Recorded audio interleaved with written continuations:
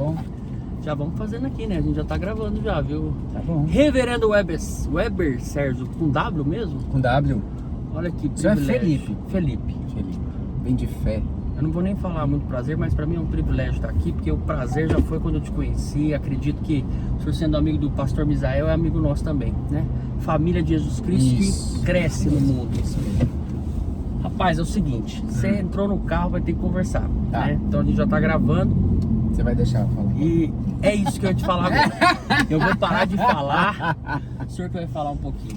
Tá. Eu queria saber, acho que muita gente tem curiosidade, as pessoas têm curiosidade, né? Como que é a vida de um pastor? A gente já sabe que é um chamado isso, Sim. né? A gente meio que não escolhe, parece que não escolhe, é escolhido, né? Por Deus para fazer esse trabalho. Exato. E assim, eu queria saber, a curiosidade de todo mundo pensar, falar, pô, qual que eram teus planos?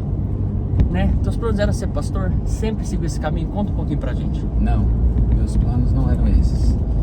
Meus primeiros planos ali na adolescência, pré-adolescência, era ser jogador profissional de basquetebol. Lá em Brasília, eu jogava na escola, da escola eu fui para um clube, do clube eu fui para a seleção de Brasília, falei assim, agora vai. Com 13 anos meus pais se separaram e aí acabou o Jogava sonho. bem, jogava bem. Então, Jogava. era jogava. aquele, tem futuro. Direitinho. Mas tinha que se dedicar àquilo, né? Mas aí com 13 anos meus pais se separaram, eu fui trabalhar, comecei a trabalhar. Então esse sonho morreu. Aí eu comecei a ter um outro sonho, então eu quero ser médico. Minha mãe falava isso, né? Queria que o filho fosse médico. Então eu vou ser médico. Mas Deus tinha outros planos, médico da alma talvez, para cuidar do povo, do rebanho dele. Então com 19 anos foi quando veio a minha conversão. Na conversão, eu não tinha muito discernimento disso, mas na classe de catecúmenos, aquela classe que prepara para batismo, profissão de fé, o pastor já falava daquilo que era o evangelho, me preparando para esse ato importante, essa decisão importante. Eu tinha um desejo muito grande de compartilhar da palavra.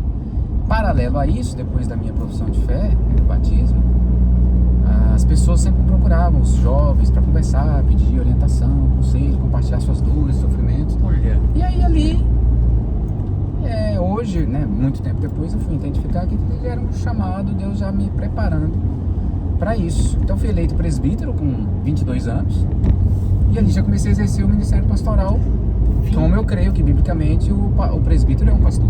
22 anos? Fui presbítero durante 11 anos, com 33 anos eu fui ordenado ao Sagrado Ministério da Palavra. E aí o senhor já fez a teologia, a faculdade de teologia, né? Que é o Isso. seminário lá em Brasília mesmo. Lá em Brasília mesmo, não tinha o presbiteriano na época. Fiz Faculdade Teológica Batista de Brasília, a mesma que o pastor Misael fez. E fiz de 99 a 2002. Em 2003 entrei como candidato ao presbitério, candidato ao Sagrado Ministério. Em 2005 foi ordenado. Quem pregou na minha ordenação foi o Reverendo Misael. Olha que legal, nossa, isso é muito legal, né? E vocês terem essa amizade até hoje. Como é que fala quando a gente tem uma equipe que vai atrás, puxa tua capivara mesmo? É nossa equipe, eu esqueci o Eu não sei, nome. não, tem um nome, Inteligência. Ah. É porque a gente também fala um pouco, né, desse assunto policial. A gente tem alguns policiais na igreja, o senhor já deve ter visto aí. A gente fala que a nossa inteligência puxou tua capivara lá e viu que o senhor também é amigo do Anatotes, né? Reverendo Anatotes, maravilhoso. Mas também um outro muito conhecido aí que no mercado, né? Muito conhecido aí no meio presbiteriano, e é o Roster Guimarães. Esse cara é maravilhoso, né? Nossa, eu tive com ele aqui, ele teve na nossa igreja, o pastor José convidou ele pra pregar aqui. Sim. E eu fiz isso, de buscar e levar, e foi profundo, rapaz. Eu tive que até visitar a igreja dele, eu tô até com medo de ir pra Brasília, Ele tá na Unida, de ir né? pra Franca, só pra lá te ver. Ele tá na Medo Unida. não, é alegria. Então, mas é porque eu vou indo, eu não tenho limite, eu gosto dessas coisas. Falar, vamos dar um pulo ali em Franca rapidinho. Isso, né? é rapidinho mesmo. Não, mas é do lado, né, poxa, o que custa? Eu vou fazer isso aí, num domingo. Acho Avisa que a Juliana assa um pão de queijo, bem saboroso. Se for pro almoço, ela faz um arroz arado. Não precisa disso aí, não. Não precisa dar trabalho pra vocês, Ué, mas não vai dar trabalho, a gente vai ter que comer mesmo. Vai ter que comer, né? Eu também Então. penso assim, né? Vamos pensar desse jeito. Mas agora já falou de Júnior, rapaz, eu vou passar o microfone pra ela aqui, ó. Passa. É só segurar na mão e falar pertinho aqui, ó. Tá bom? Júnia, esposa, aqui ó, tá aparecendo no vídeo. Vocês me perdoem por eu não apresentar ela de primeira aqui, mas eu tinha muita curiosidade de saber como era esse chamado. E Júnia tá com a gente também, participa de tudo que o senhor faz. Acredito que é uma parte do senhor na sua vida aí. Nossa, uma das suas flores que Deus reservou pro senhor aqui para caminhar junto nesse chamado, né? Isso. Conta pra nós, e o teu chamado é ser esposa do pastor? Como é que é? Eu vou ter que resumir porque a história é longa, mas eu sou filha de pastor e durante toda a minha vida, desde muito pequena, eu ouvia que eu seria esposa de pastor. Diante das lutas que eu via, a minha resposta foi não. Eu disse, não vou ser e não tem quem faça. Era assim que eu dizia. Eu não vou ser esposa de pastor e não tem quem faça. Seminaristas queriam namorar comigo e eu dizia não. Né? Ou não? E logo depois da morte do meu pai, eu tinha um namorado que me prometeu que ele não seria pastor. E aí ficamos noivos e quando faltava um mês para o casamento, Deus disse não. Né? E ele me levou para um outro lugar. Eu fiz minha trouxinha. Ele disse: pegue suas melhores roupas e vá para onde eu estou mandando. E foi assim que eu fiz. Entendi. E não assuste, tô fazendo outro caminho, né? Tá acostumado a ir por aqui pela BR, mas a gente vai por baixo aqui, que a gente não faz tantos movimentos. Tá bom? Fique tranquilo, vamos chegar ao nosso destino. Eu estou tranquilíssimo. Continue, Júlia, continue. Sim. E aí eu obedeci. E ali nessa cidade, em Jataí, no interior de Goiás, eu fui discipulada por uma irmã da igreja. E entendi que era um privilégio ser chamada para servir. Então, no segundo ano que eu estava lá, eu convidei uma amiga para ir para o acampamento. Ela levou um ônibus lotado e levou meu esposo. Essa tua amiga, eu tenho esse problema também, sabe? Já vou avisar, essa tua amiga, ela é desse tipo aí. E eu não sabia que um dia eu seria pastor. Mas como Deus já tinha falado pra ela que ela ia casar com o pastor, então... Aí eu não contei pra ele, lógico, né? Quando começamos a namorar... Pra não ter o sentimento, né, de ele querer ser pastor, porque é um meio de eu casar com ela, né? Porque na verdade é um chamado individual, então eu achei que eu não poderia interferir nisso. E o chamado dele tinha que vir no tempo de Deus, né? E eu entendi, vi que isso é um privilégio ser chamado para servir. É uma tarefa difícil, mas Deus nos capacita, nos fortalece, nos sustenta e nada tem nos faltado. Glória a Deus. E hoje, então, eu sou filha de pastor, esposa de pastor e mãe de pastor. Nossa, é o trio completo. É a trindade. Não, É brincadeira. E aí Deus nos deu esse privilégio de termos também um filho pastor. Nossa, é verdade. Vocês falaram pra mim que ele é pastor. Eu tô aqui meio pertinho, que eu tô usando o teu microfone. Tá. Mas pode ficar tranquilo, eu tô dirigindo, tô vendo aqui, eu tenho TDAH e a gente consegue fazer várias coisas ao mesmo tempo. Quando a gente foca numa, sai perfeito. Tá. E aí, enfim, e Focar em aí... dirigir. Sim, e aí... Mas vocês me falaram antes que tem um filho pastor também. Isso. Cara, nossa, que loucura. Olha a situação dela, pai, esposa e filho. E o chamado dele, como é que foi? Você já apoiou de cara? Falou, vai sim, vai ser bom. 16 anos, a gente caminhando. Não, na verdade, deixa eu voltar um pouquinho. Com 9 anos, eu era pastor auxiliar numa igreja em Valparaíso de Goiás. A mesma que é presbítero, Israel Canabim foi presbítero. E nós tínhamos uma congregação. Eu fui pregar nessa congregação e ele falou assim: pai, o senhor me ensina a pregar? Com 9 anos. Aí eu falei: ensino. Aí ele aprendeu a ler, né? Já sabia ler. Pegamos um texto e ali mostrei isso pra ele. E nós estamos quietos. Foi a vida seguindo. Com 16 anos, quando ele terminou o ensino médio, ele falou assim: pai, eu não sei se eu quero ser pastor, porque eu tenho medo de enfrentar o mercado de trabalho, ou se eu quero enfrentar o mercado de trabalho porque eu não quero ser pastor. Aí ele estava caminhando na praia, no período de férias de janeiro, e aí nós começamos, falei: filho, vamos orar por isso, Deus vai deixar claro para você. Ele falou: eu queria fazer a prova do vestibular do seminário. Eu falei: pode fazer. E ele fez e passou. Só que ele tinha 17 e o seminário só aceita depois de 18. Eu falei: então até lá você vai fazer um curso superior para aproveitar esse tempo de estudos. E ele fez 5 anos de psicologia. E depois ele foi para o seminário. E uma das perguntas, quando ele falou assim: não, pai, eu tenho certeza que eu quero ir para o seminário, foi: você quer ser acadêmico ou você quer ser pastor de ovelhas? Você quer cuidar de gente ou você quer ensinar? Assim, eu quero cuidar de gente, quero cuidar de ovelhas. E aí ele foi pro seminário, fez os 4 anos, fez aqui em Campinas. Ele casou em 2020. Da lua de mel foi pro seminário, ele e a esposa. Ficaram lá os 4 anos e agora Deus os levou para São Miguel dos Campos, onde eles cuidam de uma igreja. O ano passado eles organizaram a igreja. Feliz que só, servindo ao Senhor. Então o chamado dele, eu entendo que veio muito daquilo que ele foi acompanhando da vida pastoral. Do teu servir, né? Isso. E do que ele ouvia de testemunho do avô. Porque a avó e a mãe sempre compartilhavam muita coisa do avô. E elas até falavam, ele tem o mesmo jeito de agir do avô. Perfil, Não conheceu o avô, mas muitas características do avô. Jeito de pensar, né, amor? De sempre tava com um livro, o avô sempre tinha um livro na mão. Onde ele ia, tinha um livro à mão. E o Weber sempre foi assim. Desse jeito. A mão, sempre. Então, um pouquinho desse chamado dele. Entendi. Quando o senhor disse agora que ele estava com essa dúvida, se ele estava com medo do mercado, Isso. ou se ele estava com medo De ser pastor, por isso ele queria ir para o mercado de trabalho. Isso, entendi. Rapaz, eu acho que essa dúvida aí, todo pastor ali, quando tá nessa situação, que ele não sabe se vai ser pastor, mas Deus sabe qual é o chamado. Isso. Eu acho que todo mundo passa por isso, né? Todos os pastores devem passar por essa situação, né? Sim. E às vezes, assim, se a gente não tem discernimento para entender o que Deus quer nos falar, o que Deus quer da gente, a gente toma atitudes pelas pessoas, pela sua volta, né? Isso é um vontade perigo. particular, o medo, vontade, né? O é medo, o verdade. receio do futuro. Ah, será que eu vou ter o sustento necessário? Eu tenho uma família para sustentar? Não, eu preciso desenvolver uma profissão.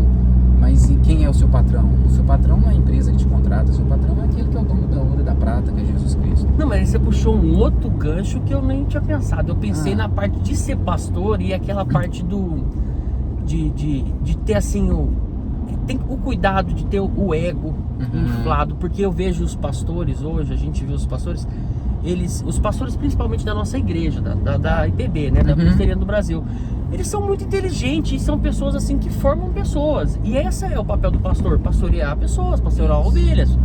E às vezes eu, de verdade, nunca vi um pastor que subiu pra cabeça. Um pastor de verdade, a gente sabe que o chamado dele é ser pastor, né? E a gente vê que não subiu pra cabeça a questão do ego. Mas quando é jovem ainda não tem experiência e tem que ter esse discernimento pra saber, não vai subir pra minha cabeça, não. Eu vou deixar que Deus comande meu caminho e faça o que tem que ser feito, né? Isso é maravilhoso, Isso é né? verdade. Isso aí é chamado, né? Deixa eu falar um pouco sobre esse chamado. Diga-me. Ele era funcionário público, 11 anos já, funcionário público, Aqui.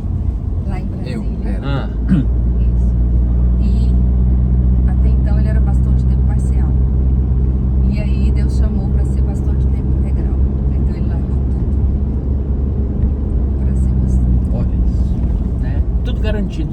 Salário menor. Vamos falar de serviço público, né? Serviço público a gente não é só as pessoas pensar, serviço público é mordomia. Não, o trabalho público tem muito trabalho ali, porque senão a máquina não roda mesmo. Essa é a verdade. Exatamente. E um cristão convicto, ele vai servir para a glória de Deus, desempenhando bem, não vai enrolar. Exatamente. Vai fazer o que tem que ser feito. Mas tem os benefícios de ter garantido um trabalho, Isso, né? estabilidade. Não vai ser mandado embora à toa, estabilidade, um salário bom dependendo do seu Isso. cargo. Como é que é decidir pela metade do preço, o dobro do trabalho? Não, fala a verdade. Foi isso aí mesmo. Né? Pela metade do preço do trabalho, a responsabilidade de cuidar de cabeça de gente, porque é quase um psicólogo o pastor hoje, não é verdade? Rapaz, Felipe, algo sobrenatural. é É o mover de Deus no coração. Quando veio o convite para sair de uma igreja pequena, a igreja tinha 120 membros, para ir para a igreja de mais de 1000 membros, para ser auxiliar de um pastor. E eu falei assim, mas eu não tenho capacidade para isso, como é que eu vou ser pastor num lugar desse? Ele falou, eu quero você de tempo integral. E aí eu fui no órgão público e pedi uma licença sem vencimentos, não me deram. E nem com influência política à época, que meu irmão tinha ajudado na campanha do governador à época e falou com ele. E ele, não, você tá de licença, e não deu. Porque Deus não queria. Então Deus vai trazendo paz e tranquilidade ao coração. E aí a remuneração, ela fica em segundo lugar. desejo maior é de estar cumprindo o propósito para o qual Deus nos chamou e o privilégio de servir com Ele, a capacitação que vem dele. E aí a remuneração, ela fica em segundo lugar, porque a gente entrega o coração confiando que Ele vai prover. Ele não vai deixar faltar nada do que é necessário.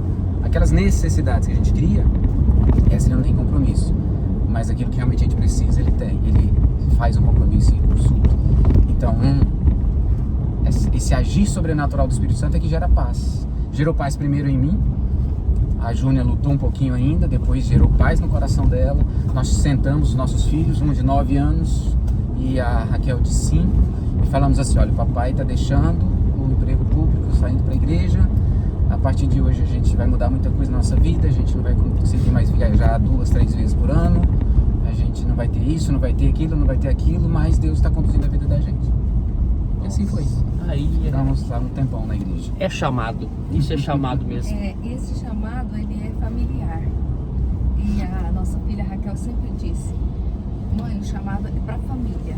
Então ela sempre assumiu isso.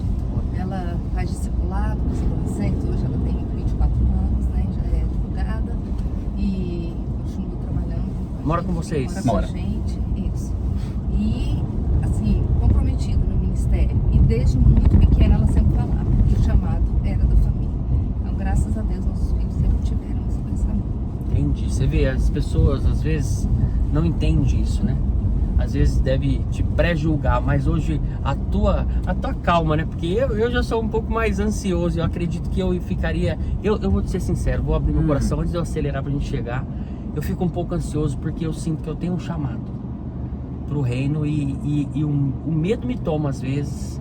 Mas eu coloquei na mão de Deus nos últimos tempos agora, esse último ano agora, eu coloquei na mão do Senhor. Eu falei: Senhor, faça de mim, né, o teu servo, tô aqui para te servir, me coloque no caminho, eu não vou mais lutar.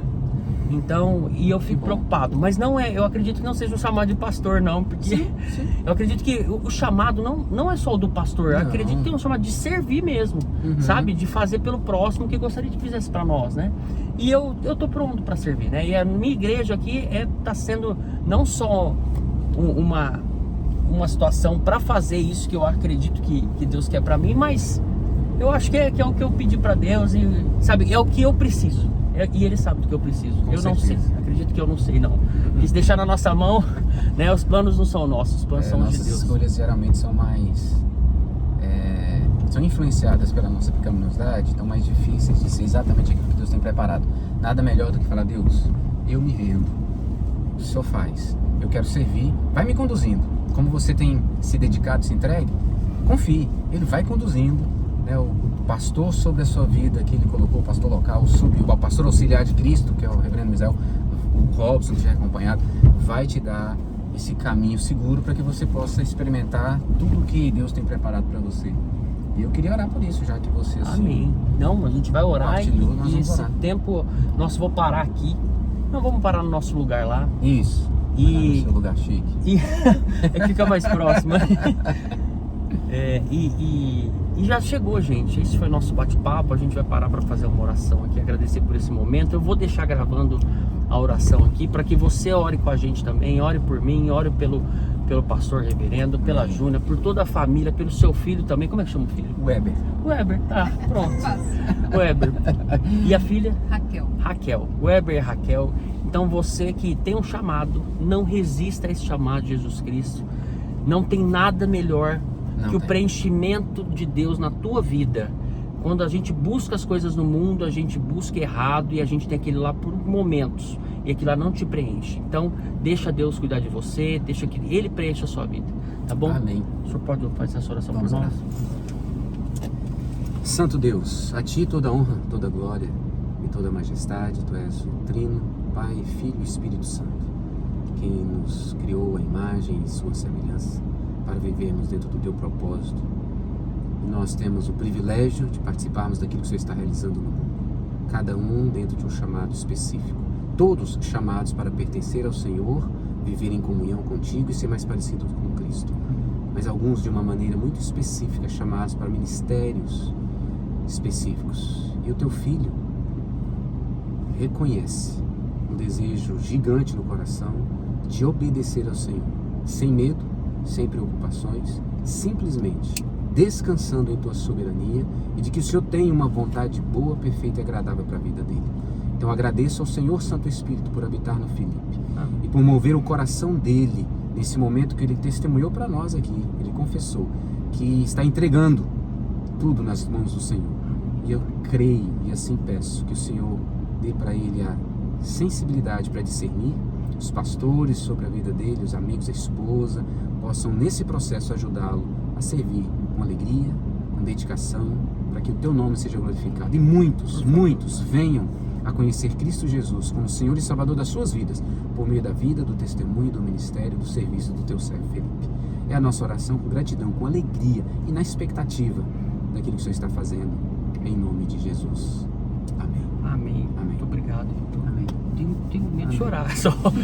Muito obrigado. Obrigado, Esse momento gente. foi único. Obrigada. Muito obrigado, Júnior. Muito obrigado. Que Deus Foi abençoe ótimo. vocês, esse chamado maravilhoso. E esse foi mais um podcast na mão. Tamo junto, meu Irmão. irmão. Tamo junto. Valeu. Beijo no coração.